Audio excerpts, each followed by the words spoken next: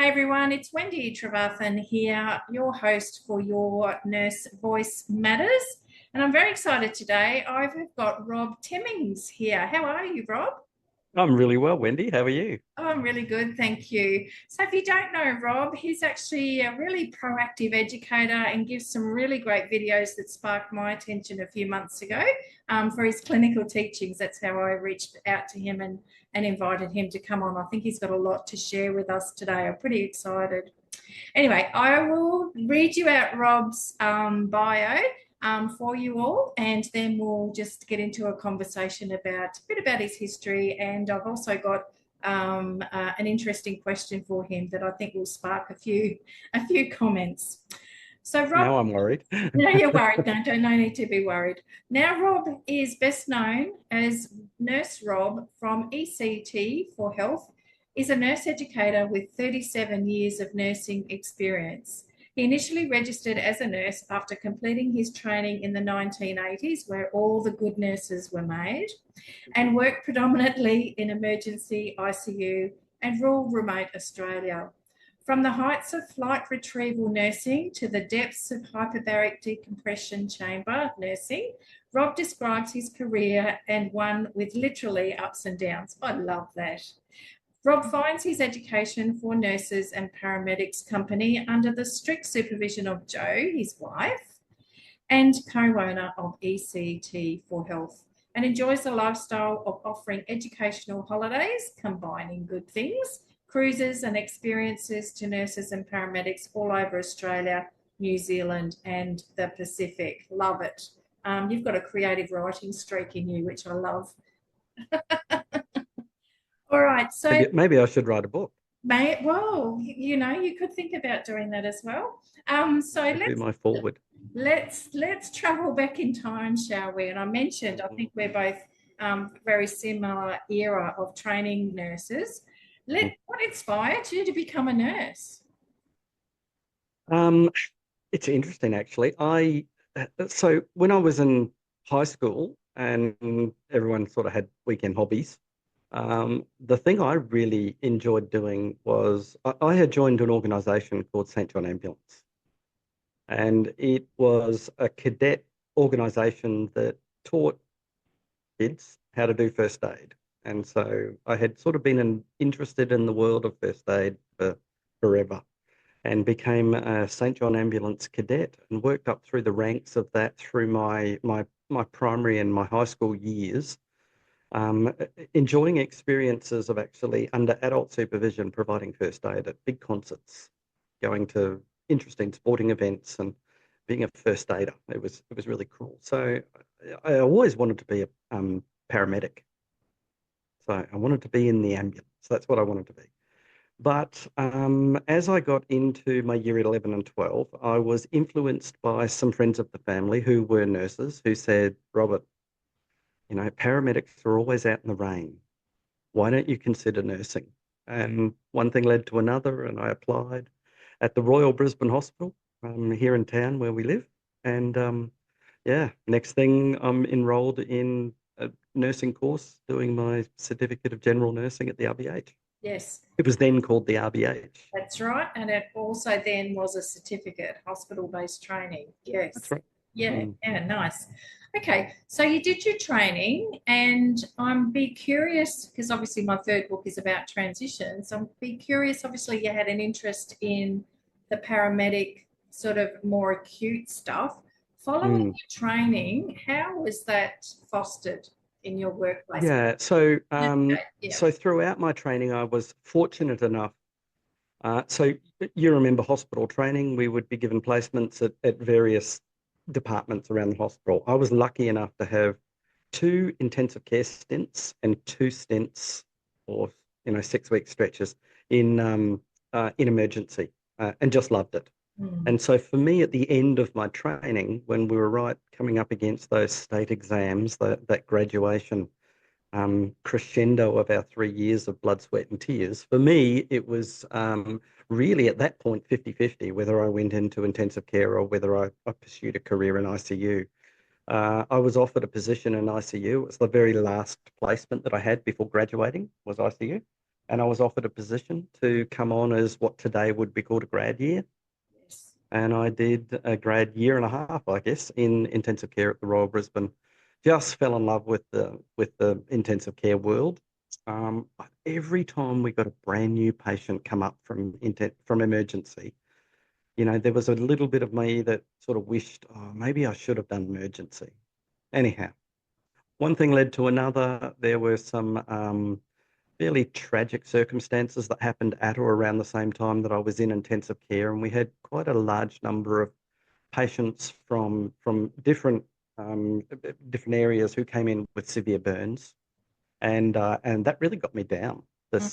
We couldn't escape it. Every time I went to work, I was either caring for one of the burns patients, or I was team leading for one of the burns patients, or I was running for one of the burns patients. You just couldn't get away from this aggressive intensive care burns unit that our unit periodically had turned into. And an opening came up in ED, and I decided to jump the ship and go and work in emergency. And so that's where my ED sort of experience started, around about 2 years into it. Yeah. Funny that my grad year, even though it wasn't a grad year, it was just a normal first year out, was in the burns unit at the Royal Hobart. Is that right? Yes. Okay. Yeah. And well, I take my hat off to you, because honestly, I couldn't hack it. It was really intense. Yes. It really was. We looked after, from babies right through to the elderly in the one unit. It was full spectrum, really intensive stuff. All right. So then you went to emergency department. What happened after that? Yeah. Well, in most big tertiary emergency departments, they generally will start you in an area that's much less acute. So you might be in, say, the observation unit, or the short stay kind of unit that's attached to most emergency departments. From there, you prove your salt, so to speak, and they let you come out and play with acute patients, and then they let you into resus, and then they finally train you up and put you into triage. And then the pinnacle is, of course, to get onto a flight program. Now, nurses don't fly rotor wing retrieval anymore. It's all paramedics that do that now. But in those days, it was nurses that were doing retrieval, helicopter retrieval. And so that was something that I aspired to get to. And just, being in the right place at the right time and doing the right courses and demonstrating interest. I found myself doing flight. So I did my flight nursing program. That was, at that point, I was at the PA hospital.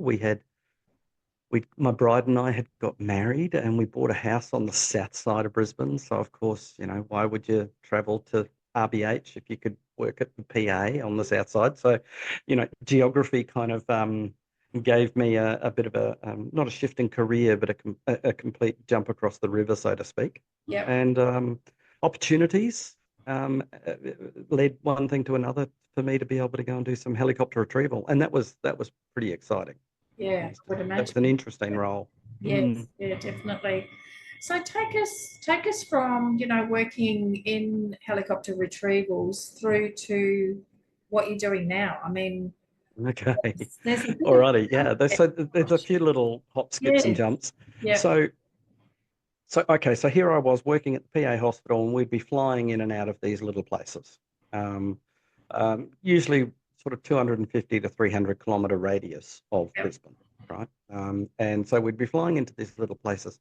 And it never ceased to amaze me when we flew into, say, a small hospital like Chinchilla or Stanthorpe or Miles, or, sorry if I've missed you and you're listening to this podcast, but, these little places that are just far enough away from Brisbane that helicopter retrieval is the most sensible way to get a critically unwell patient into Brisbane for tertiary referral.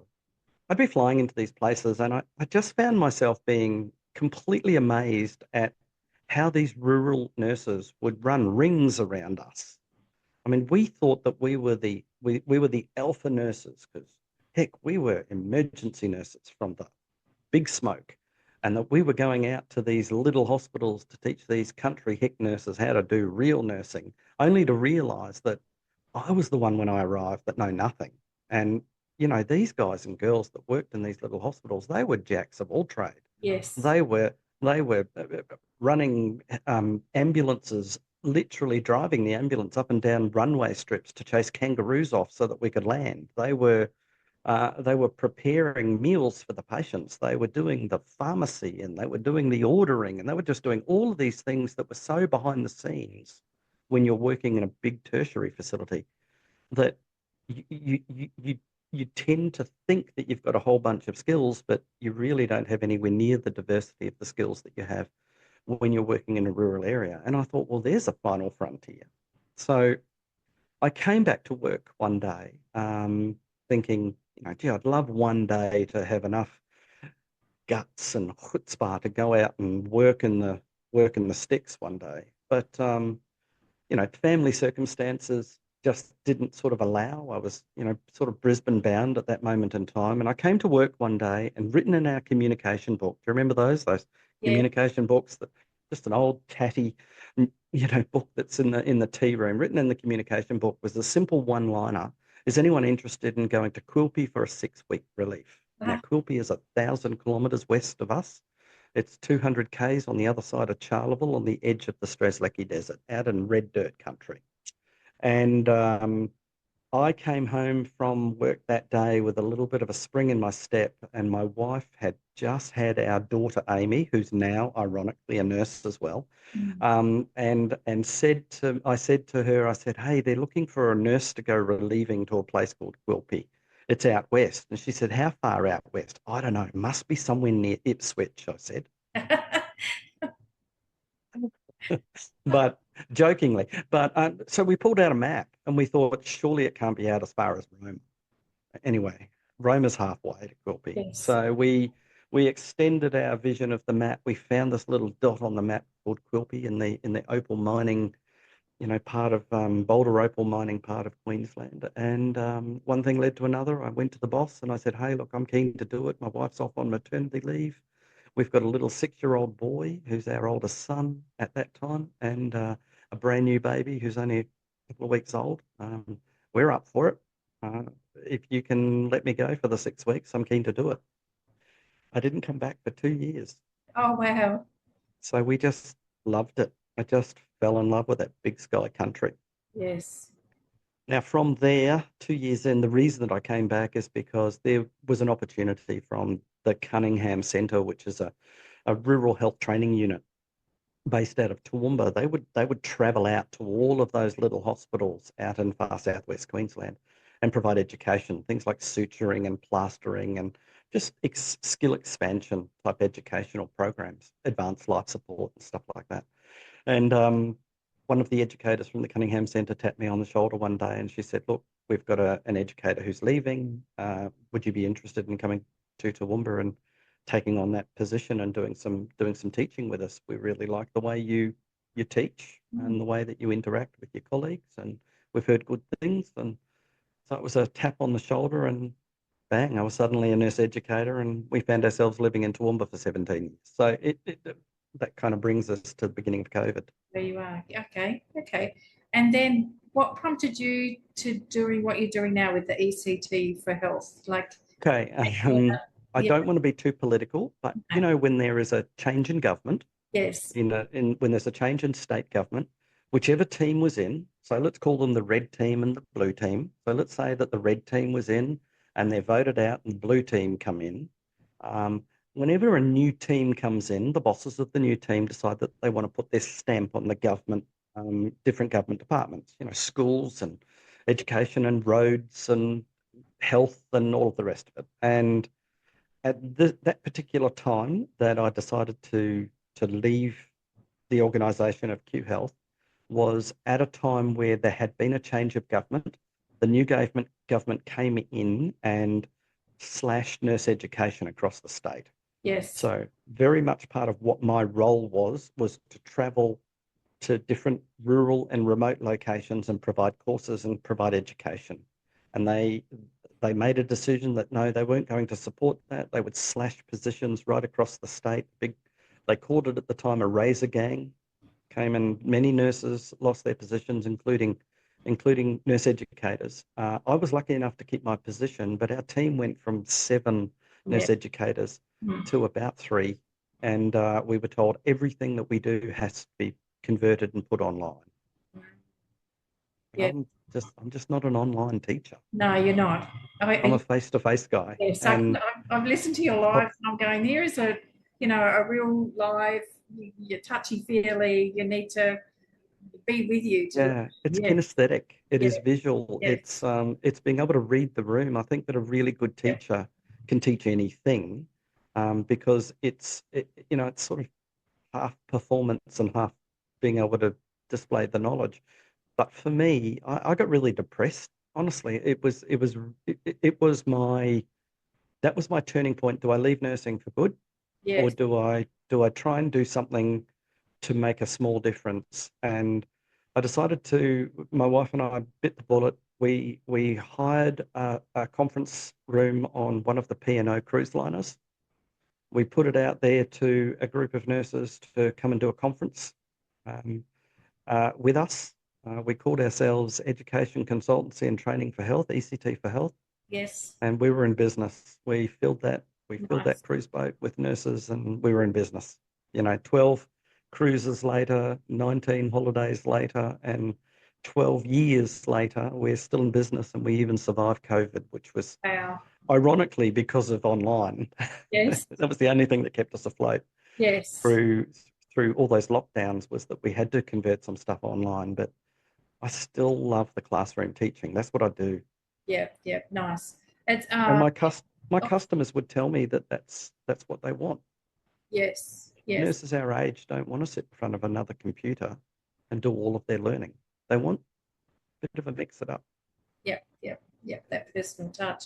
Well, that's a really good COVID story that's turned something into from a big negative into a huge positive for you, definitely. Um, what would be your highlight through all those years? What can you pinpoint something that has stood out as being a wonderful experience? And obviously, if it's Oh involving yeah. patients, we're not going to say who, what, how, when. Oh, for But sure, for yeah, sure. keep it nice and generic. Yep. I think the highlights can also be some of the really low points, you know, depending on what your perspective is, right? Mm. So I've had experiences where I've experienced a loss of a patient, um, children, babies, elderly, people my age. I've had that experience and been able to learn from that and then use that in my teaching as an example. So I like to think that even though, I mean, I'm only really working 2 to 3 days clinically a week currently because, I'm running this business as a education business. But for those nurses that are doing this full time and they can put their life on pause and come to one of my classrooms, and I can share my clinical experiences and my clinical down days with them and what I learned and how I lifted myself out of that Mm. darkness.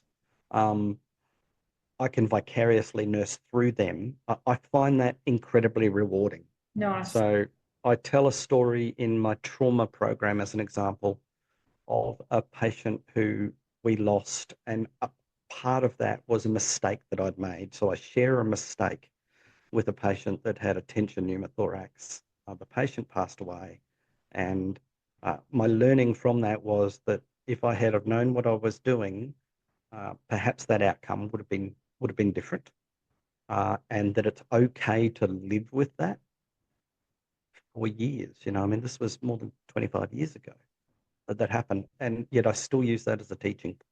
Yes. So I find that incredibly rewarding. The other thing that I find has been real highlight, and that is watching my daughter go through nursing and then graduate.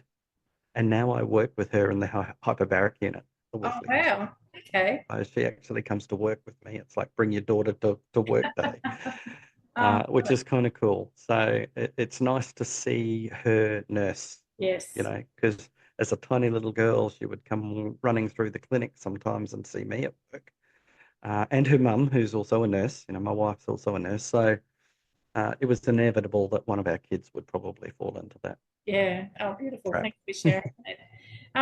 Really inspiring stories and certainly a journey that, you're adding another layer of quality to our existing nurses, and also generational with your own daughter. That's beautiful.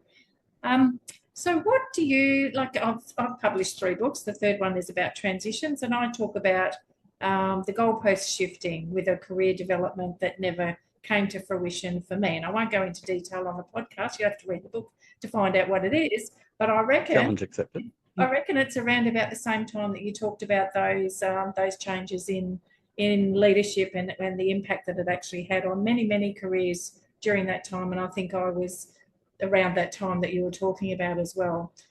Decisions that are made that affect, obviously, changing models of care, changing situations, but in the drill down to affecting staff, it can actually be quite significant.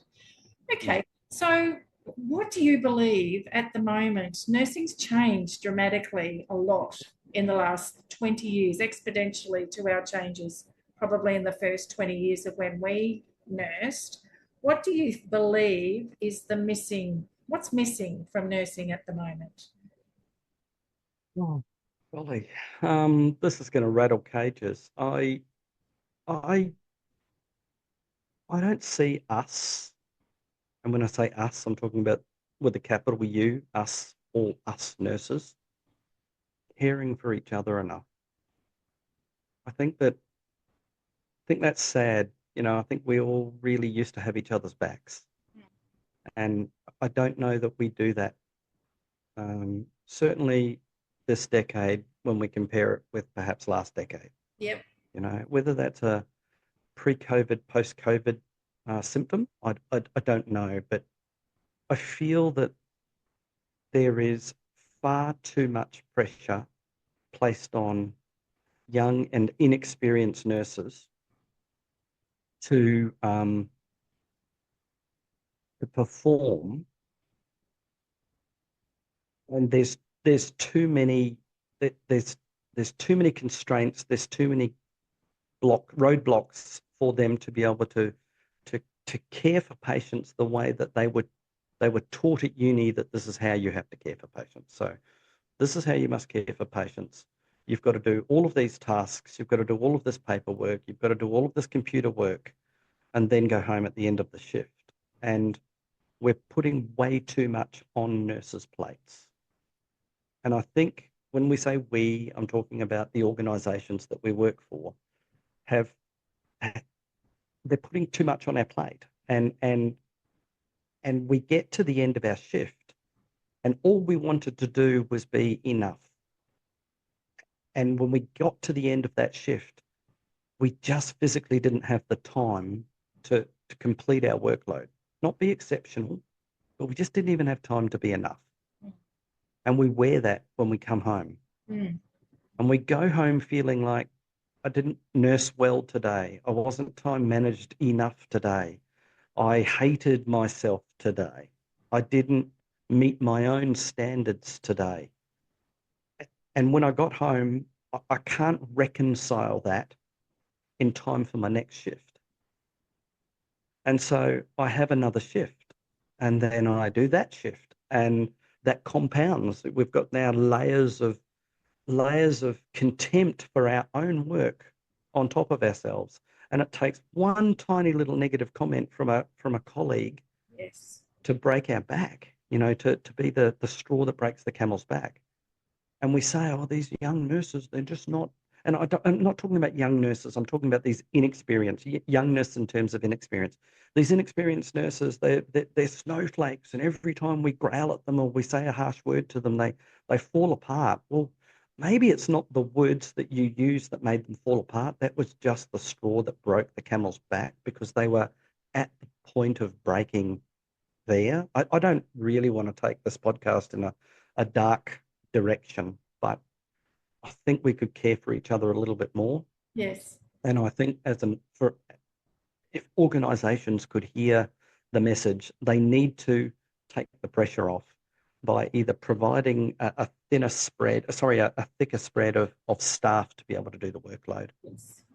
I think there's far too many non-nursing tasks that we're expected to perform, and that takes us away from our patient. Yes. Our patients feel it. And nursing's changed. I mean, when you and I did our certificates, we had 3 years of an apprenticeship to learn how to be a nurse, to learn how to conduct ourselves, how to communicate, how to relate to the rest of the team, how to provide that feedback, how to work in that multi-level team to support each other. And I think that's fragmented and gone. We have, student nurses that are there for 2 weeks and then they move on. They never come back. It's just a completely different system. And you're right. And, notwithstanding that I've seen a lot of nursing units that work really well, and those ones that function really well, you get the patients that come through, and you get positive feedback, all that sort of thing. There are some of those out there, but I tend to agree with you that I feel that we've let our younger nurses down really in the support within the organisations where the expectations are beyond them. And you're right, they do feel a lack of self-worth at the end of a shift where they've been stretched. And even though they've been stretched, they feel like they go home and they've only done 75% of what Yep. was expected of them. When they've been working at 110% capacity. Correct, yes. And there's too much on their plate. Yes, absolutely. Yeah, definitely. I think that's fair for anyone's mental health. Yes.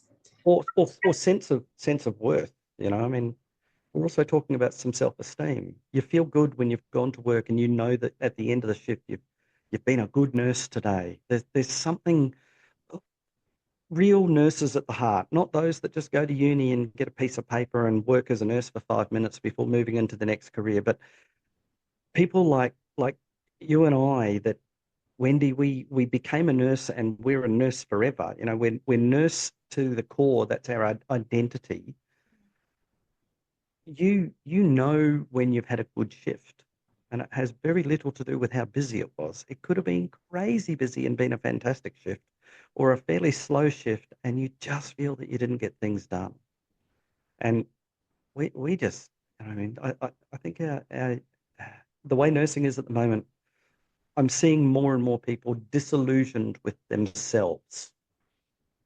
And when they're shooting all over themselves and then their colleagues start shooting on them, that's going to have some fallout. Absolutely. That's, yeah. I feel like I'm preaching to the converted. But I'm sure that there are a lot of nurses out there that feel the same way, and a lot of younger nurses that we're referencing that are going, oh my God, that's me. Why am I feeling like this? What else is there to do? And I guess, perhaps some words of wisdom or advice around that from my perspective is to acknowledge the good things that you do in a day for yourself is a big, huge thing. And a lot of resilient nurses and nurses that survive these times do a lot of self-reflection, self-talk and self-worth activities to be able to promote that within themselves. Would you have any words of wisdom for maybe a nurse that's listening to this and going, yes, that's me? What can I do? I think multiple times through the day, maybe 3-4 times through the day. I mean, I know that we're supposed to take our breaks. And at the end of the day, that is vitally important for a whole lot of reasons, for patient safety, for your own mental health, for teamwork. You've got to take your breaks. But in between breaks, taking that 1 or 2 minutes just to ground yourself, to look at your flow sheet, your priority sheet, your whatever you want to call it, your work sheet, just to see where you're up to. I think that's really important. I think when I reflect back on those shifts where I've gone home thinking, we're so busy today, I couldn't even feel like I did my job well.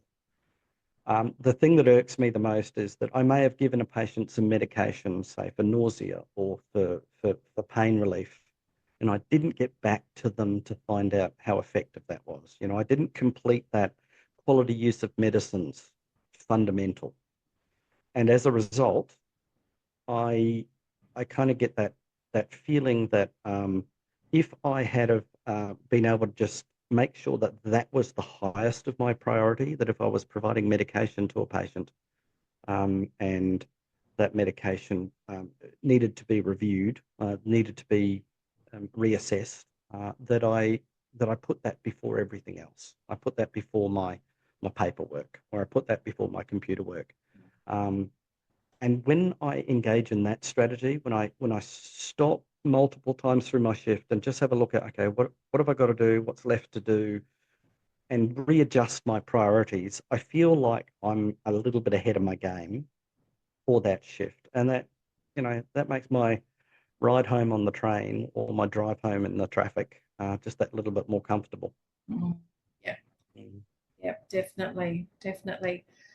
So, Rob, it's been great having you on here. I wonder if we had any nurses that are listening today, from your experience, you've just given us a bit of, a strategy around enhancing your self-worth at work when you're feeling a little bit overwhelmed. What would be one golden tip that you'd like to impart onto our nurses today that are listening? Golden tip. I'd like to speak specifically to those that are starting in a brand new unit or starting in a brand new theatre of practice. Maybe you have just transitioned to a new theatre of practice. Nobody is expecting you to know it all. You've really got to know that if there's one thing that I expect you to know, and that is that I don't expect you to know. Do you know what I mean? You are there to learn. You're the blank slate. We don't, in a specialty unit particularly, we don't want you coming with a whole lot of preconceived ideas on what we think you should do and should know, because in almost all circumstances, a specialty unit wants to shape you to be someone who fits the glove that is that unit, that is that ward, that is that department. So by all means, have some very, very basic ideas around the typical client mix that you're going to be coming across. Maybe do some research around, what are the top 10 types of patients that we see here at this particular unit, this ward. But nobody is expecting that you know it all, because the expectation is that you're going to be shaped and molded. So stop being a cup and start being just a piece of putty or pottery clay. We will shape you, and you've got to be allow us to be able to shape you. Yes. And you gave the example of your own learning when you actually were given the opportunities and you learned through over a long period of time, and you step-stoned yourself up into different roles and experiences. I think you're right. A lot of the expectation at the beginning, it's all about managing those expectations and managing that for yourself and giving yourself the time and permission to be able to ask the questions if you're not sure of anything. Nobody is going to shoot you down. It doesn't. Exactly right. No question is a silly question. And when I did some clinical teaching, I used to tell my students that all the time. No question is a silly question, because you're probably speaking up for those that aren't brave enough to be able to ask it. Yeah, and I mean that almost sounds like straight out of my playbook when I'm starting a conference or starting a seminar. Yes. I'm always going to say, those words exactly. No question's a silly question. And if you're the one that asks the question, there's probably 6 other people in the room that are thankful that you asked it, because they didn't have the nous to ask it. They didn't feel that they had enough courage. They felt that everyone's going to think they were silly for asking that question. Yeah. I'm currently doing a pharmacology refresher series. Mm-hmm. And in the prelude to that, when I put it out on my social media channels for, who would like to enroll in this program, it's called Rusty Pills. It's a program that I'm doing, because we all get rusty with our medications, right? So rusty pills. So when I put it out there, there were so many comments from inexperienced nurses saying, "Oh, Rob, I'd really love to know, how do I know all of my drugs?" Well, I don't. Just make sure that the very next drug that you give, you're not giving it because it's ordered, you're giving it because you actually understand how it works. Never poison a patient without knowing how the poison works. I think that we owe that. Yep. I think we owe that to our patients. I think that's part of our professionalism. That's part of our safety. Yep, nice, excellent. So many nurses are curious about what you're doing, because I know you offer different courses at all different times. This podcast is going to go out and it'll be an evergreen thing for people to come back to. Where can they go to find out about your current offerings, your current courses? Do you have a website? Yeah, so we absolutely, yeah. So we operate a website that's a little bit like one of those shop websites where you choose the course or you choose the seminar and you put it in your little cart, and then bang, you're enrolled. So it's very, very simple to get into our programs. We've got a suite of a growing and increasing suite of currently 11 online courses for nurses and paramedics. So from pharmacology to pediatric emergencies and respiratory and cardiac and trauma and wound care and diabetes, the list goes on and on. There's 11 different full 10 to 15 CPD programs that nurses can download and track their way through. Of course, we also do our seminars and our holidays. Mm. Unfortunately, New Zealand in July is full. In June is full, so we don't have any spaces left for our New Zealand trip. But we are opening very, very soon. We'll be opening up our Fiji holiday, which is always in the first week of October. That sells out pretty quickly, and they're seminars, so they're tax deductible holidays, right? So nurses can come and have a holiday in Fiji, and they turn up to the seminar for 4 hours on 3 of the 5 nights, 3 of the 5 mornings, I should say.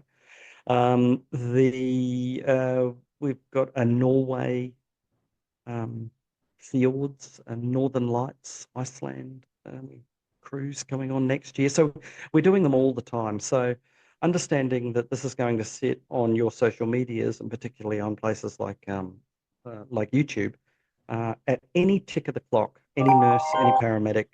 Just shut that down again. Okay, so just start that sentence again, Rob. Sure. At any tick of the clock, a nurse could go to www.ect4health, so that's a number 4, ect4health.com.au. Very simple, ect4health.com.au, and it will open up a web page for you to navigate through the various courses, both online and face-to-face, that I run around the country. Beautiful. What a way to mix education and pleasure, and definitely does wonders for your well-being. Oh, it certainly does. There's nothing like turning up to a seminar in your sarong with a fancy drink that has an umbrella in it. It sounds very appealing to me. Or in your ski gear, in the case of those that are coming to New Zealand. That's very good. Very good. Okay, Rob, thank you so much for your time this afternoon. I've really enjoyed doing this podcast with you. Yeah, any last words? No, I just want to say thank you so much for reaching out. I love this collaboration that we as content creators are able to do. You know, I've got a very healthy social media presence in this country, and who would have thunk that just 20 minutes down the road, Yeah. a local gal would have contacted me and said, "Hey, can you come on and we'll have a yarn on our podcast?" So yeah, I love this. So Yeah. thank you, Wendy. I'm really honoured. Awesome. You're more than welcome. So for those that have been listening, you've been listening to Your Nurse Voice Matters. My name's Wendy Trevarthen, and I look forward to seeing you on my next episode. Bye for now.